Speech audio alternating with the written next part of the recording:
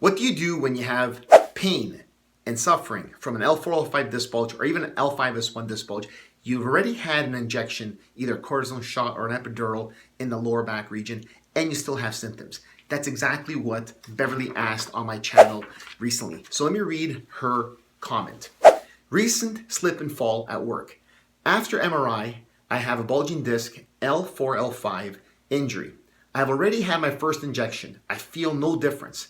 Still have numbness and tingling in my right side from butt to toes. I have not returned to work.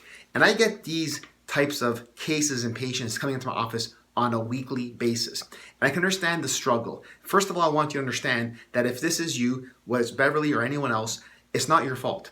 Sometimes even the best intentions with the best treatments don't get the results you want.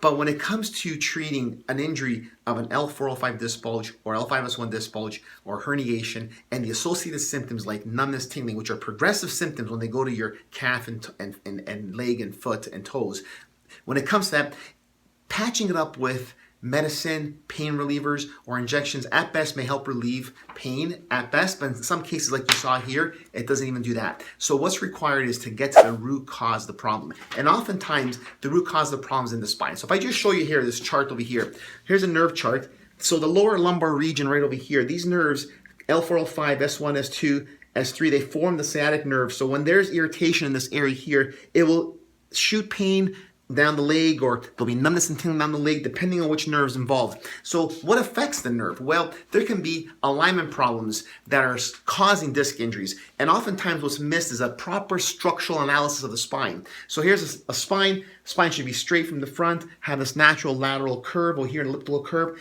and when there's a shift or an imbalance in there, you see how it's compressing that side over here? It's going to irritate that nerve. Well, that nerve is compressed by the disc over here, then that's going to cause pain that goes down into the legs or even in the lower back region. But that's not the only problem. The problem is that even if there's a shift or a misalignment there, like that, well, that can irritate the facet joints, the capsules, the tendons, stretch the tendons, the muscles, the ligaments associated with that area. So it's a combination of structures, more than one thing going on, and not just the disc or the nerve. So what that means for you, whether it's Beverly or anyone else, is you need a proper evaluation of the spine. You need a full spine evaluation. I can't tell you how often someone comes into my office with low back symptoms and leg symptoms, and all the medical specialists that they went to only honed into the lower back region.